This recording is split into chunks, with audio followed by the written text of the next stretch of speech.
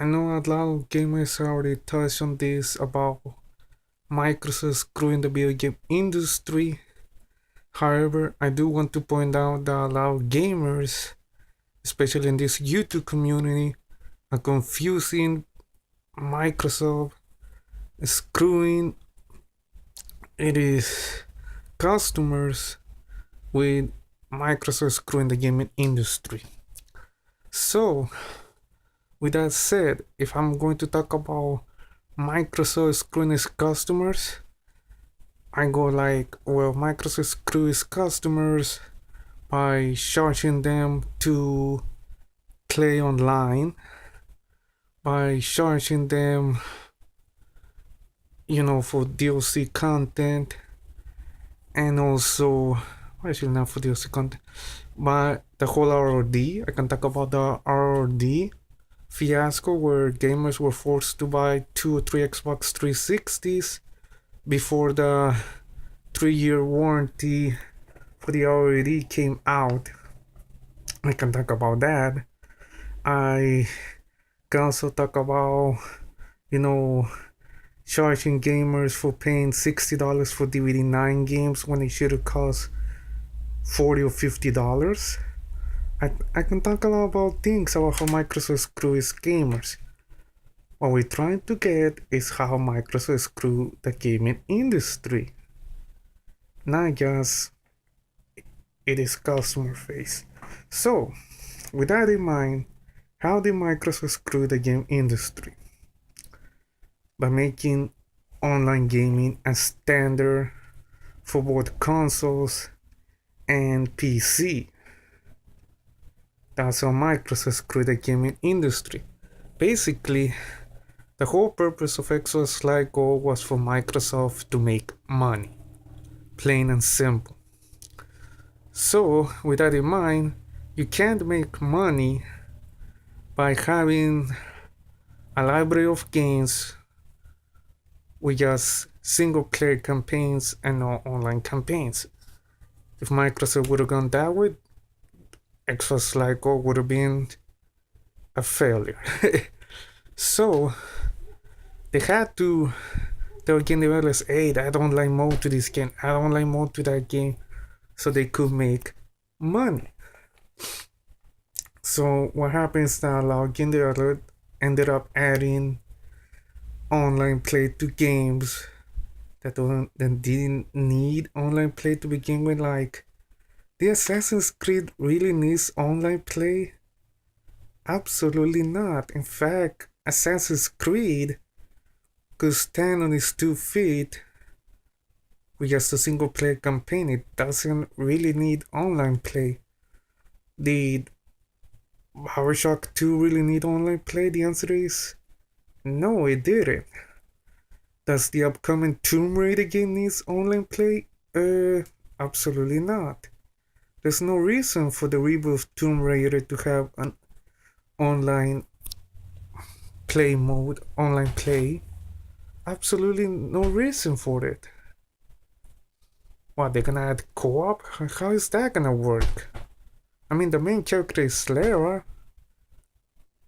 Who are the non-main characters of that game? I mean, you see what I'm saying? So, in that regard, it's kind of like, well, it really blows. So, in that way, Microsoft really screw the gaming industry. Here's another way: DLC. You see, it brought the DLC business models from the PC gaming world into the console gaming world. The downside is that when it comes to video game consoles, the model is retail model. What happens is the consoles were designed with a sequelitis model. Basically, they release a game, if it becomes a hit, between 1 year, 2 years, rarely 3 years, a sequel comes out, and then after 1 year, 2 years, or 3 years later, another sequel comes out for that game, creating a franchise. And the reason why it was done that way is because there was no DLC. So to keep to keep console gamers occupied, they would come with games, right, with free unlockable content, map editors, cheat codes. That was done to justify the $50 price tag or the $40 price tag of, say, console games. That was the whole purpose behind free unlockables, map editors, cheat codes, alternate paths, alternate endings to justify that price tag. When Microsoft came to the console business, they introduced DLC. Here's the problem with DLC. The problem is you get this game and you have to pay $15 or $20 for DLC content. Then a year later, 2 years later, you get a sequel for that game, and then you have to pay $15 or $20 for its DLC content. And then the process repeats itself, and it's not working. Because the whole purpose of DLC is to expand the game's storyline, or the gameplay itself, or what have you. This is why it works so well when it comes to PC gaming. Because when it comes to PC games, the vast majority of PC games do not get a sequel until 5, 10, 6, 7 years later. But the games that they buy at that time get modified either via mods or via DLC content or through free updates. So 2-3 years later, the game that they're playing is completely different. Like Counter-Strike. When Counter-Strike got released, well, not only it looked like a piece of crap, but it didn't have that many game modes. 2-3 years later, you play Counter-Strike, not only does it look better, it also plays a lot differently and it has new game modes. That's what I'm trying to get at. In order for DLC to work on the consoles, they had to draw the sequelitis model. Instead of releasing a sequel to a game every 1 year or every 2 or 3 years, they had to release a sequel every 4 to 5 years, even not every 6 years. That's the only way DLC content is going to work when it comes to consoles. So that's another way that Microsoft screwed the gaming industry. The third way is that Microsoft ruined the reputation of certain game developers and publishers, and it cost those game developers and publishers money. What do I mean by that? Well, you look at Valve, right? And the problem is that you all know about the whole Left 4 Dead fiasco where Valve was going with not releasing DLC content nor mod support for the first Left 4 Dead. The PC gamers went and say, yes? No, they created a bloody boycott. So, Valve faces its first and only boycott in regards to Left 4 Dead. And in the end, Valve had no choice but to release free DLC content and mod support for the first Left 4 Dead. But what Valve did very smart was to transfer that free DLC content and that, mod support from the first Left 4 Dead and integrate it into the sequel Left 4 Dead. The PC games complained that no, they got their money's worth. They went and played the sequel, but they knew that the mod support that they experienced from the first Left 4 Dead, along with DLC content, they could still enjoy it with the sequel for Left 4 Dead. We don't have to pay a dime for it, that is. So that was pretty small about. Unfortunately, 360 gamers didn't got this. What 360 gamers got was pay DLC. Yes, they got the DLC content from the Left 4 Dead, but they had to pay for it because Microsoft prohibited Valve to sell, prohibit Valve from releasing free DLC for Left 4 Dead. Here's another one. This Korean game developer comes and makes Dungeon Fighter Online. It's a two-dimensional free-to-play game. That's fine, that's cool. And then game survives via microtransaction. Alright, fine. Unfortunately, this Korean game developer wanted to make more money, so decided to bring Dungeon Fighter Online as a free-to-play on the Xbox 360.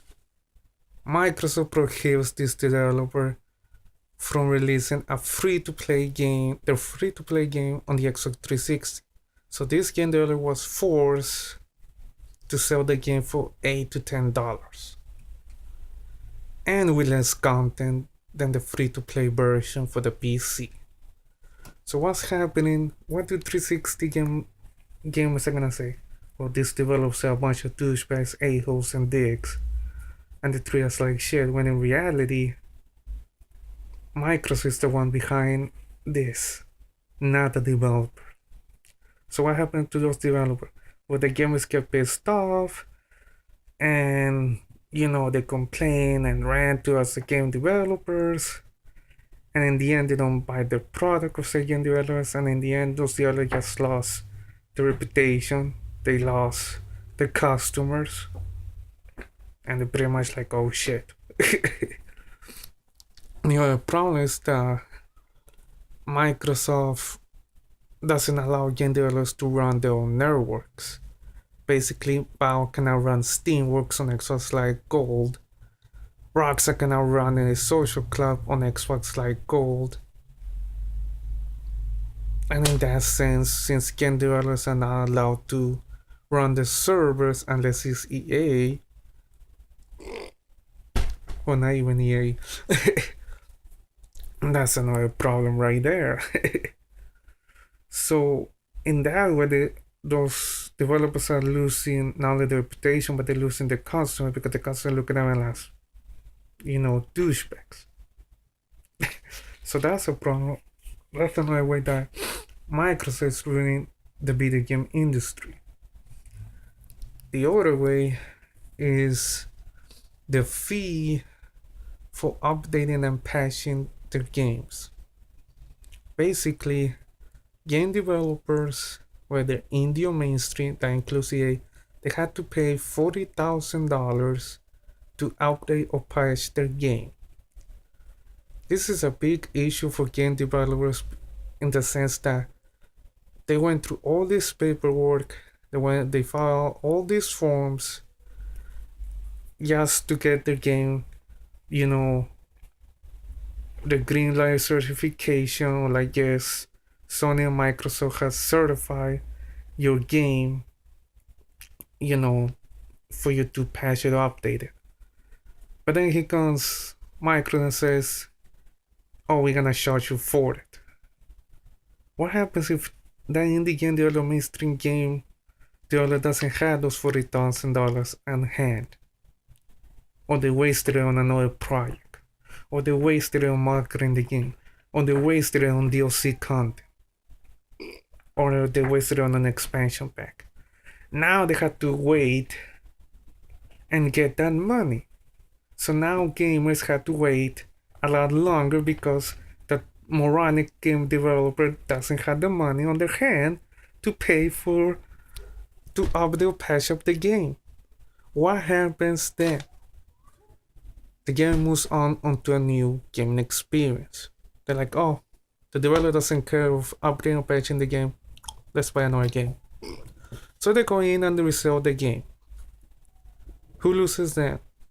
The developer. So what happens? Now the developer lost more money, so the reputation got ruined even further. On top of that, they lost their audience because now they're not playing the product, but they're playing their competitor's product. And all because they didn't have the money right then to patch up the game or update the game.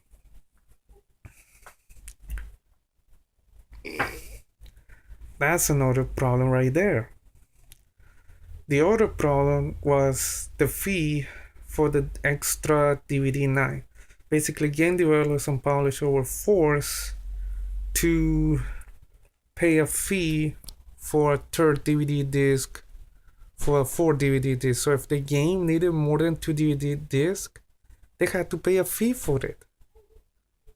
So what happens?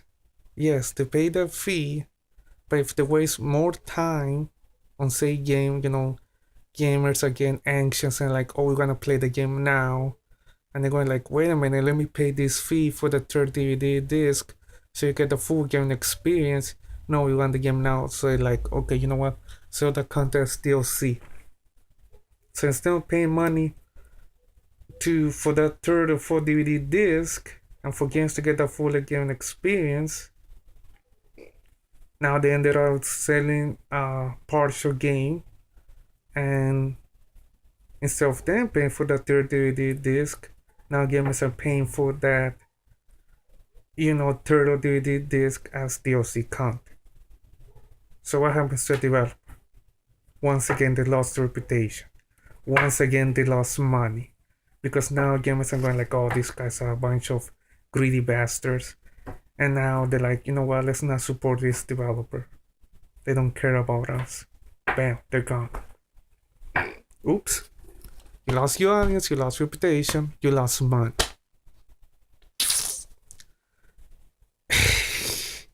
So that's another way. The other way is that Microsoft has decided to crush indie game developers. Now I understand that Microsoft, offers the summer arcade, but believe me, that's not enough. Basically, gamers have no clue when indie games are updated or need a patch. Instead, they know they get a McDonald's commercial or they get a Master commercial. We are realizing that, or let's say, Brain needs a patch. Oops, they don't know. The other problem is that the Xbox Live Arcade menu is under 20 different menus from the Xbox Live user interface. So what happens? The gamer doesn't even know where to find Xbox Live Arcade unless they being searched. That's another problem right there. The third problem was that indie game developers had to make a case to make their, to utilize more than the cap, more than 50 megabytes or more than 2 gigas of data for their games. That's really terrible for indie game developers. And finally, like I stated, they had to pay $40,000 for patching up the product, besides going through a certification process. So what happens to the indie game developers? Well, they're not making money because gamers don't even know that indie game developers made a game. And $40,000 for an indie game developer is very strenuous for an indie game developer because, that indie game can be made by 2 people. And you're asking them $40,000 to these 2 people? It's kind of like, no. So that's another way Microsoft is screwing the gaming industry. Developers are suffering, people, not just gamers.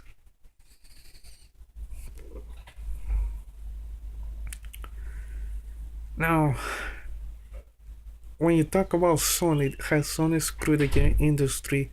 One, yes, because